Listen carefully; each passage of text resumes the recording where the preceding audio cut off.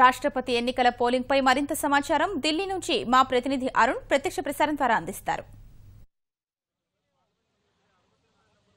రాష్ట్రపతి ఎన్నికలకు సంబంధించిన పోలింగ్ ప్రక్రియ ప్రారంభమైంది. కొద్దిసేపటి క్రితమే పార్లమెంటుకు చేరుకున్నటువంటి ప్రధాని నరేంద్ర మోడీ తన ఓటు హక్కును వినియోగించుకున్నారు. ఆయనతో పాటుగా మరికొద్దిసేపట్లో పార్లమెంట్లోనే ఓటు హక్కు వినియోగించుకునేందుకు అమిత్ షా, బీజేపీ జాతీయ అధ్యక్షుడు అమిత్ షా కూడా పార్లమెంటుకు చేరుకోనున్నారు. ప్రధానంగా చూసుకుంటే ఇద్దరు అభ్యర్థుల మధ్య రాష్ట్రంలో అదేవిధంగా దేశంలో వివిధ రాష్ట్రాల్లో దేశంలోని ఎంపీలందరికీ సంబంధించిన విషయం ఓటు హక్కు వినియోగించుకునేలా చేసిన ఏర్పాట్లో ప్రధానంగా ఇద్దరు అభ్యర్థుల మధ్య ఈరోజు పోటీ జరుగుతూ ఉంది. ఒకటి ఎన్డీఏ అభ్యర్థి పరంగా రామ్నాథ్ కోవింద్, అదేవిధంగా యూపీఏ కాంగ్రెస్ మద్దతు, అదేవిధంగా కాంగ్రెస్ సంబంధించినటువంటి పక్షాల మద్దతుతోటి కాంగ్రెస్ మాజీ స్పీకర్ మీరా కుమార్ పోటీలో నిలబడున్నారు. ఇరువురి మధ్య ఈరోజు ప్రధానమైనటువంటి పోటీ చోటు చేసుకోనుంది. దాదాపు దీని సంబంధించినటువంటి విషయాల్లో చూసుకుంటే దాదాపు 48.92% ఓట్లు ఎన్డీఏ పక్షాల వైపు నుంచి ఇప్పటికే చాలా కీలకంగా నిర్దేశించబడి ఉన్నాయి. దాదాపు 15 రాష్ట్రాలకు సంబంధించినటువంటి అసెంబ్లీలు బీజేపీ పాలిత రాష్ట్రాలు, అదేవిధంగా ఎన్డీఏ పాలిత రాష్ట్రాలు ఉన్నాయి. వీటితో పాటుగా ఎన్డీఏ పక్షాలకు మద్దతుగా ఏఐఏడీఎంకే కావచ్చు, టీఆర్ఎస్, వైకాపా, అదేవిధంగా పీఎంకే, ఎన్ఆర్ కాంగ్రెస్, ఇండిపెండెంట్లు, ఏయుడిఎఫ్ ఇట్లాంటి పార్టీలన్నిటికీ సంబంధించినటువంటి మొత్తం ఓటింగ్ అంతా చూసుకుంటే 58.78% ఓటింగు, 58.78% ఓట్లు ఎన్డీఏ అభ్యర్థికి పోలయ్యేందుకు అవకాశాలు కనిపిస్తూ ఉన్నాయి. మరోవైపు యూపీఏ పక్షం తరపున చూసుకుంటే, అంటే నాన్ ఎన్డీఏ పక్షాలుగా ఉన్నటువంటి ఎన్డీఏకు మద్దతు తెలపని పక్షాలుగా చూసుకుంటే కాంగ్రెస్ పార్టీ కావచ్చు, కాంగ్రెస్తో పాటుగా కాంగ్రెస్కు అనుబంధంగా ఉన్నటువంటి పార్టీలు కావచ్చు, యూపీఏలో భాగస్వామిగా ఉన్నటువంటి పార్టీలు కావచ్చు, వారి పరంగా చూసుకుంటే 19.45% ఓటింగు వీరికి ఉంది. మిగతా పార్టీలు ఎవరైతే కాంగ్రెస్ అభ్యర్థికి మద్దతు తెలుపుతున్నాయో సిపిఎం, సిపిఐ, అదేవిధంగా తృణమూల్ కాంగ్రెస్, ఇతరత్ర పార్టీలు వీరు కలుపుకుంటే మొత్తం వీరికి సంబంధించినటువంటి చూసుకుంటే 12.95% ఓట్లు కనిపిస్తూ ఉన్నాయి. మొత్తం ఈ విధంగా చూసుకుంటే దాదాపు 48.52%, అదేవిధంగా ఎన్డీఏకు మద్దతు తెలుపుతున్నటువంటి పక్షాల పరంగా చూసుకుంటే సుమారు 59% ఓటు బ్యాంకు ఈరోజు ఎన్డీఏ అభ్యర్థి రామ్నాథ్ కోవింద్ వైపు ఉన్నట్లుగా చాలా స్పష్టంగా కనిపిస్తూ ఉంది. ఇది సాయంత్రం 5 గంటల వరకు జరిగేటువంటి పోలింగ్లో వివిధ రాష్ట్రాలు, అదేవిధంగా పార్లమెంట్లో ఎంపీలు, ఎమ్మెల్యేలంతా కూడా తమ ఓటు హక్కు ఎట్టి పరిస్థితుల్లో వినియోగించుకునేందుకు అన్ని పార్టీలు చర్యలు తీసుకున్నాయి. రాష్ట్రానికి సంబంధించిన పార్టీల విషయంలో చూసుకుంటే తెలుగుదేశము, వైకాపా, అదేవిధంగా టీఆర్ఎస్ 3 పార్టీలు కూడా సన్నద్ధతతోటి ఉన్నాయి. ఇప్పటికే తమ ఎంపీలకు ఏ విధంగా ఓటు వేయాలి, ఎక్కడ ఓటు వేయాలి, ఏ ప్రాధాన్యత కింద ఓటు వేయాలనేది కూడా చాలా స్పష్టంగా చెప్పడం జరిగింది. కాంగ్రెస్కు సంబంధించినటువంటి పక్షాలు నిన్న సాయంత్రం ప్రత్యేకమైనటువంటి సమావేశం ఏర్పాటు చేసుకున్నాయి.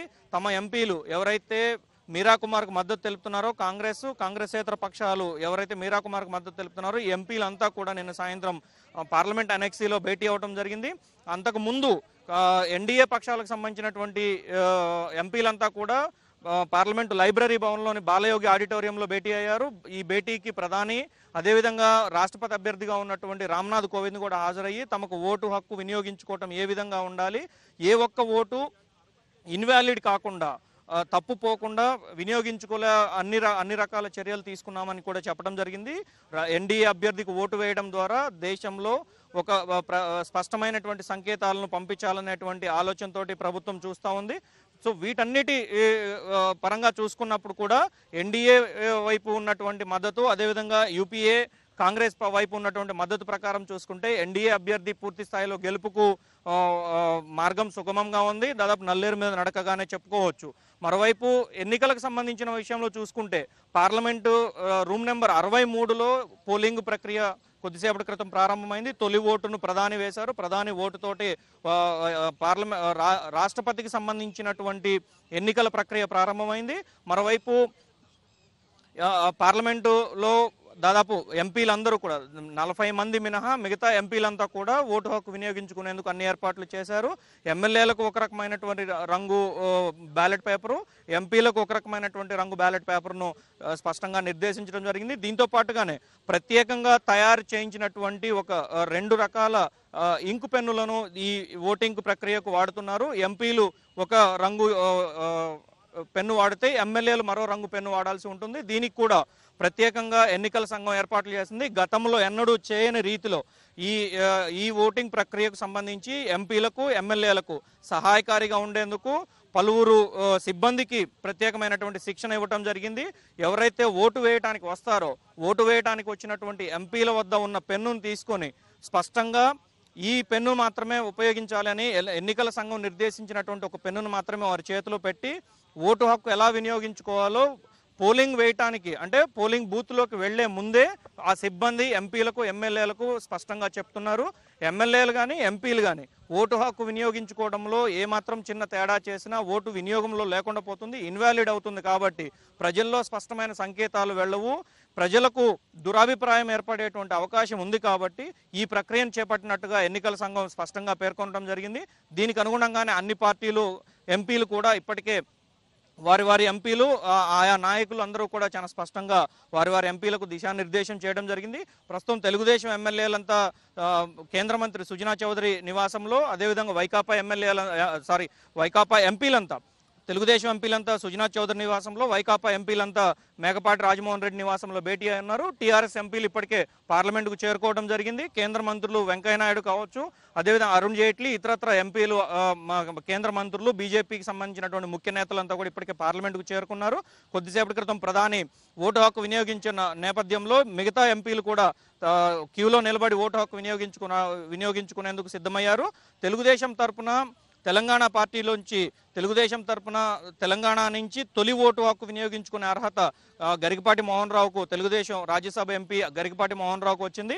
తిరిగి అదే తెలంగాణ నుంచి చివరి ఓటు హక్కు అంటే చివరి నెంబరు రావటం వరంగల్కు చెందినటువంటి ఒక ఎమ్మెల్యేకి రావటం జరిగింది.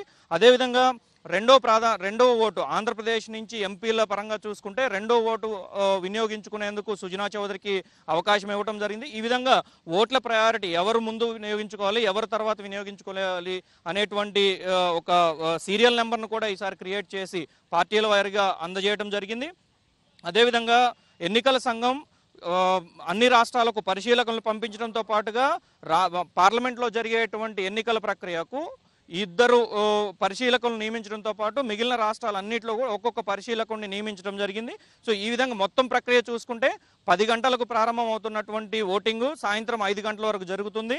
ప్రతి ఎంపీ ప్రతి ఎమ్మెల్యే తప్పనిసరిగా ఓటు హక్కు వినియోగించుకునేందుకు అన్ని ఏర్పాట్లు చేశారు.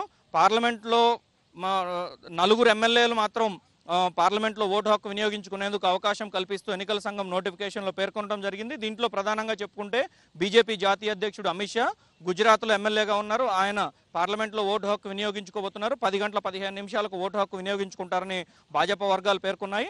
అదేవిధంగా 40 మంది ఎంపీలు ప్రధానంగా చూసుకుంటే పశ్చిమ బెంగాల్ నుంచి ఉన్నటువంటి ఎంపీలంతా కూడా తృణమూల్ కాంగ్రెస్ సంబంధించినటువంటి ఎంపీలంతా కూడా కోల్కతాలో ఓటు హక్కు వినియోగించుకొని ఉన్నారు.